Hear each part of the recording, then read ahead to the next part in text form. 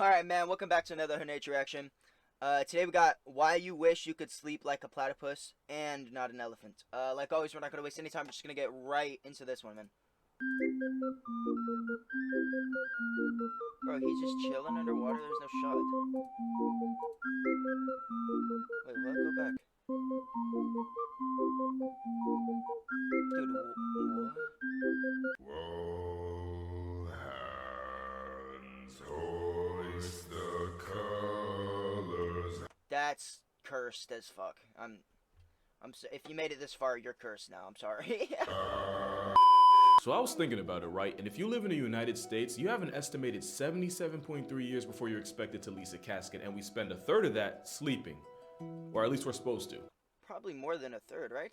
Saying we're supposed to get Actually, 8 hours probably of sleep a day is like telling New Jersey drivers there's a speed limit. Or telling people that the serving size for Chips Ahoy is 2 cookies. It's more of a suggestion, and no one in their right. Okay, nobody ever just only eats 2 cookies, dog. You right. Or telling people that the serving size for Chips Ahoy is 2 cookies. It's more of a suggestion, and no one in their right mind looks at this and stops themselves at 2. But that still adds up to well over 20 years that we spend lying in a dress rehearsal for death. It's to the point where you gotta wonder just how much we would get done if we evolved past the need for sleep. I mean, just look at dolphins. They didn't have a choice. Because unlike us, dolphins don't breathe involuntarily. Every breath they take is a choice. Which is good, because when your home address is the ocean, yet you breathe air for a living, having that reflex at the wrong time is a fast track to getting flatlined. Alternatively, the problem with having to consciously choose to breathe is going unconscious once means going unconscious full time. But the trick that dolphins and, well, cetaceans in general use is that they only rest one half of their brain at a time and just switch off between the two. Wait. What? How do... what? That doesn't even logically make sense. How does that work? They choose to breathe is going unconscious once means going Fucking unconscious evolution, full time. bruh. But the trick that dolphins and, well, cetaceans in general use is that they only rest one half of their brain at a time and just switch off between the two. And with the right half of the brain being responsible for the left side of the body and vice versa, dolphins literally sleep with one eye open, with that eye being on the same side as the half of the brain being rested. And it's funny, because dolphins evolved from a land animal, meaning they must have seen something so crucial on land that they spent the rest of their existence evolving to never go. Okay, what the fuck was that thing? Not this, meaning but they must have seen something so crucial on land that they spent this fucking thing? Nah, you didn't exist, bro. There's no way. What the fuck are these? These little how would you move? You fucking so immobile in the water. the rest of their existence evolving to never go back. That's not the only sleep superpower cetaceans have that we don't. Dolphins and humans are actually a lot alike, and one of the child-friendly, safer guidelines ways is that when a dolphin decides to have a baby, it basically sacrifices any sleep for the near future. And that's because baby dolphins don't sleep for the entire first month of their lives, which means, by extension, neither do their mothers. And it's not like they can just use an iPad to negotiate a commercial break's worth of sleep. Now, 24 hours of non-stop movement in an ocean where leaving your child unsupervised for even a second can turn you from mother to morning real quick. It's not for no reason. Constantly being on the move lowers the baby's chance of getting perma-slept by predators. And in the cold, uncaring void of the ocean, perpetual motion helps keep them warm just long enough for their blubber to come in. It's great for the dolphin calves, but it means their mothers can go an entire calendar month without a wink of sleep. It's crazy because for us, driving while being awake for 24 hours straight is like driving boozed up under the influence. After 2 days, your immune system gets nerfed, so does your reaction time and even your decision making. And after 3 days, you'd be chilling with your paralysis demon, since that's when you can expect to start having hallucinations. The longest a person ever stayed awake that we know of was in an experiment for 260. You did not stay awake for 260 some days. That's fucking bullshit. All right, if you say 200, if you fucking say 260 something, it's just false. You don't stay awake for 200 something. That's just that doesn't happen. No, nope. I refuse. I don't even remember what the fuck the original thing was because what he just said was so egregious. So your decision making, and after 3 days you'd be chilling with your paralysis demon, since that's I've never, like, I've stayed awake for a long periods of time. I've never ever hallucinated while being awake. When you can expect to start having hallucinations. Just not this is cursed as fuck, but just not built different, I guess. Longest a person ever stayed awake that we know of was in an experiment for 264 hours and some change. Okay. I paused it too early. 260 hours is a lot more sense. Makes a lot more sense. A person ever stayed awake that we know of was in an experiment for 264 hours and some change. just over 11 days. You'll 11 probably never see days, that record get broken, since it would likely cost many lives in the process, especially since at some point you'd go into microsleep, where your body pretty much just forces your brain to go offline for up to 30 seconds at a time. It sounds like no big deal during class or at work, but get hit with microsleep while driving, swimming, or flying a plane and you'll see firsthand just how broken real life RNG can be. So yeah, go on a bender with a dolphin and you'll tap out long before he does. Ironically, dolphins normally sleep just as much as humans do. Technically. On average, dolphins get the same 8 hours of sleep we do, except when they do it, it's when the two halves of their brain rest in shifts that add up to 4 hours each. And honestly, I just feel like we could get a whole lot more done if we rested only half of our brain at a time. Or all that extra time means we just speedrun the destruction of humanity, but one way or another, we'd be more productive. Productive is a word koalas never use, mostly because koalas can't the opposite of a koala, son. speak English, but also because the plush bear of the outback catches more winks than any other mammal. Okay, If you really, koalas can't one way or another, we'd be more went over my head, productive. bro. Productive is a word koalas never use, Yep. mostly because koalas can't speak English. Real and true, koalas can't speak English. But also because the plush bear of the outback catches more winks than any other mammal. If you ever spend a day in a life with a koala, 18 to 20 of those hours would be spent waiting for it to Sleeping. reboot back up again. Isn't it because it's just griefing itself with the food it's eating? The reason is because the koala's defining personality trait is eating a plant that has made it Yeah, abundantly exactly. clear it's not meant to be eaten. Not only is eucalyptus toxic, it's so nutrient deficient that koalas might honestly be better off eating dirt.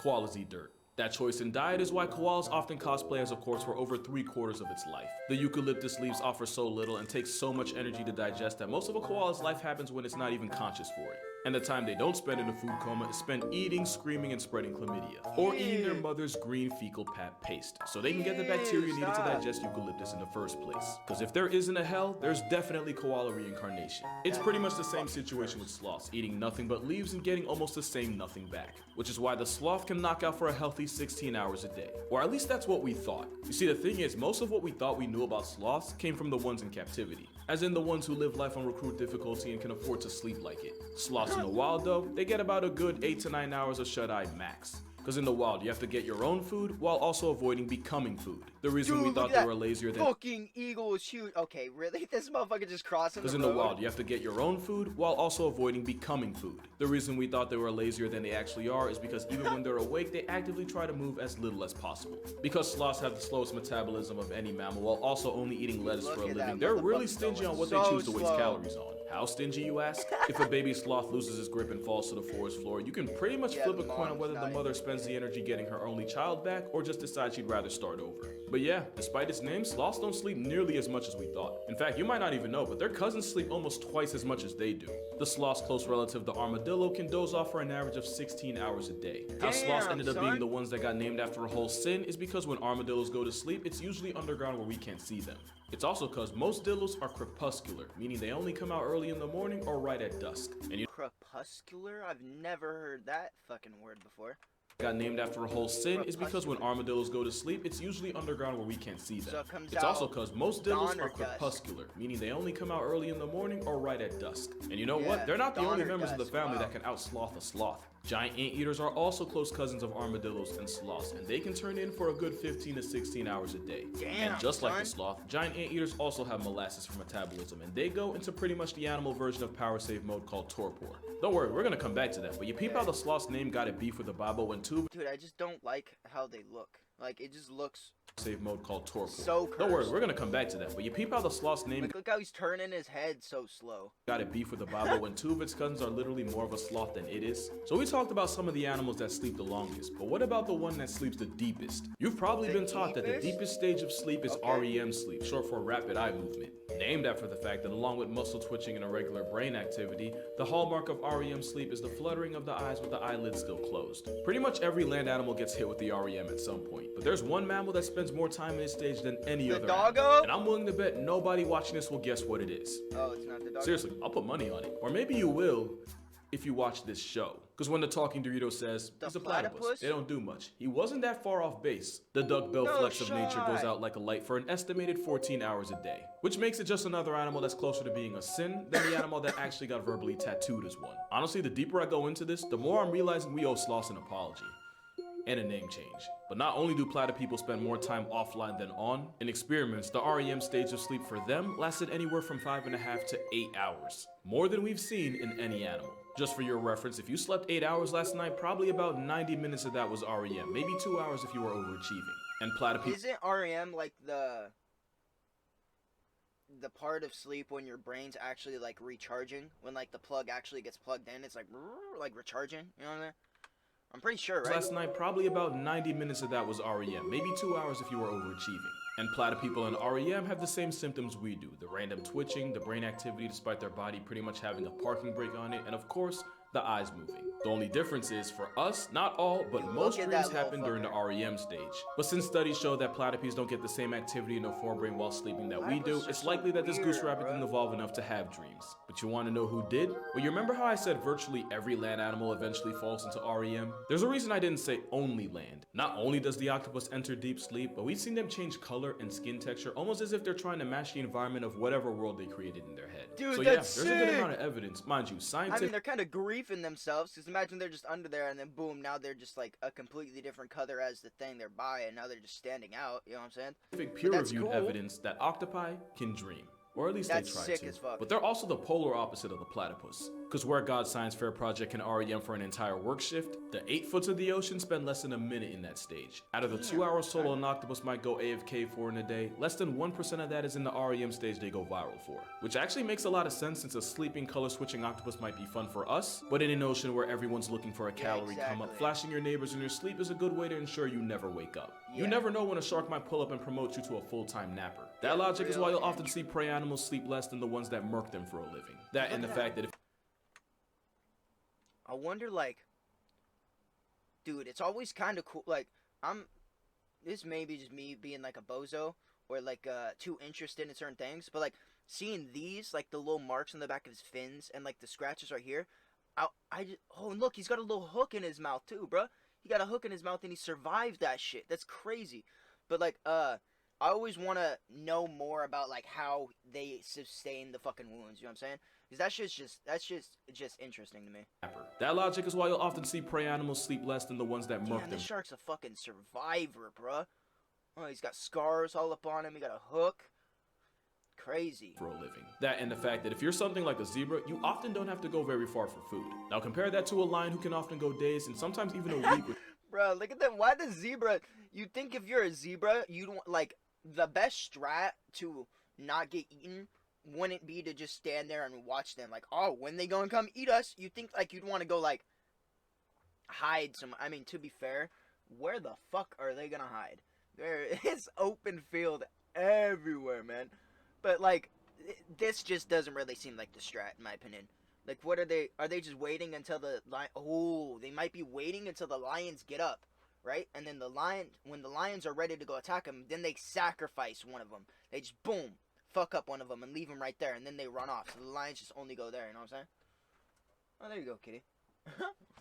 Without groceries, which is why you'll see a top predator like a lion call it in for 20 out of the 24 hours in a day. There's that, and sleeping during the hottest parts of the day and going food shopping when it's cooler and darker just makes more sense energy-wise. Well, yeah. So pro tip, if you go to the zoo, make sure you go as soon as they open or as late as they'll let you, since that's when star attractions like lions are most active. Same with tigers, who are usually closed for business for the roughly same 18 to 20 hours as lions. And the animals that have to worry about getting packed up by predators like that are on the opposite end of the sleep spectrum. Like wild giraffes will sometimes run on only 30 minutes of sleep, and like every other wild animal here, that's not all at once. They sleep for about 5 minutes at a time throughout the day, and all that still doesn't add up to a power nap for a person. An animal like a wild horse will take these little sleep breaks that add up to 3 hours in a day, and most of that's while standing. They only lay down for the REM. And since a horse laying down is a horse at its most vulnerable, many herds will develop their version of a neighborhood watch group, where one horse stands guard while the rest get theirs. Nice. The horses take turns keeping watch until everyone in the herd's gotten a chance to doze off, and I think that's pretty cool. Elephants is really cool. I fuck with that hella.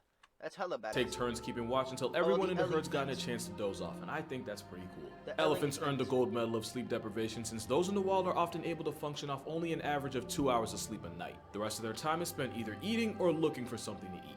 Now, if you were paying attention, you might have noticed something. That the bigger animals like elephants and giraffes sleep way less than the smaller animals we already talked about. And one reason might simply just be because plus-size animals just need to be awake long enough to eat more. Yeah, like elephants can put more more, and you have to put in to more weigh fuel. 400 pounds of food a day. They're not doing that on koala timing. But that's not too hard when you're the world's heaviest vegan. But when you're a bear with an empty pantry, it's a lot different. And when there's less food around, some animals will make like a struggling college student and just have sleep for dinner. Dude, I just want to pause this. This video concept is great for like how long animals sleep and everything, and going over all that. This S tier video, man. S tier. And when there's less food around, some animals will make like a struggling college student. I mean, every video is obviously S tier quality and S tier fucking, you know, everything's just fucking great about it. But this, I like this one a lot. Just have sleep for dinner. That sleep being hibernation. Except hibernation isn't like how I was taught in grade school. Like, bears don't just peace out for the entire winter and just rise like the Undertaker come spring. Hibernation isn't sleep. It's torpor that lasts weeks, sometimes months. It's See? what? I told you we'd come back to that. Wait, it's Hibernation isn't sleep. It's torpor that lasts weeks, sometimes What's months. that word? See? I told you we'd come back to that. I forgot And I wasn't kidding. It's like their version of a power save mode when the struggle gets too real outside.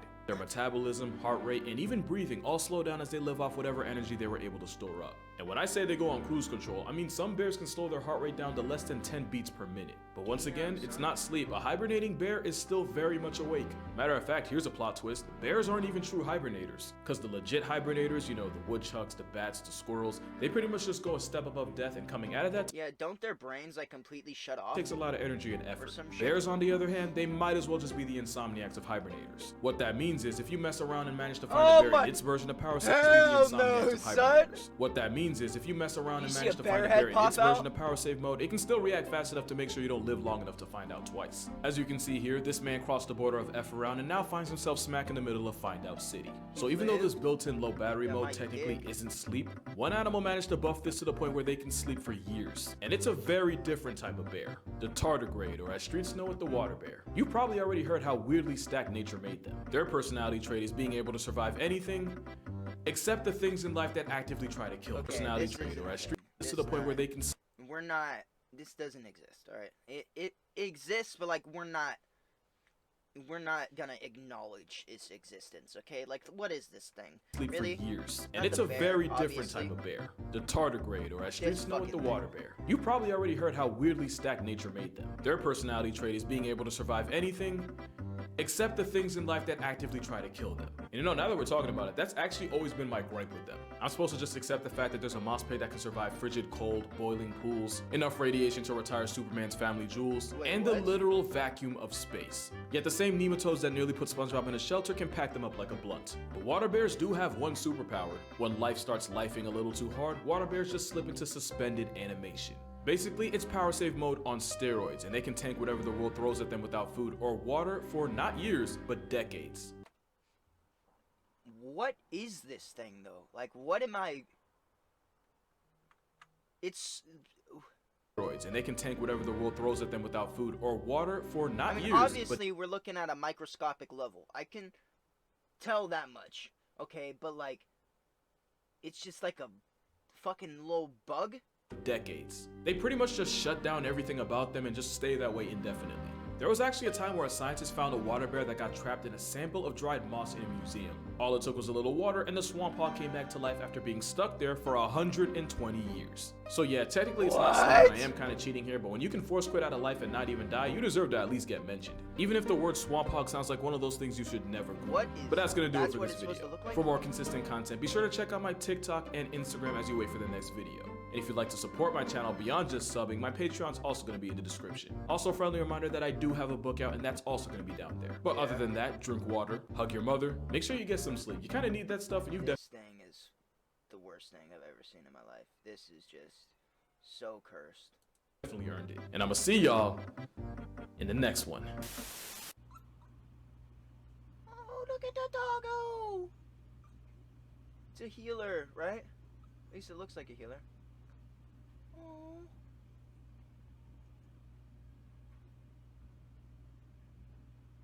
That was fucking wholesome. Oh my god.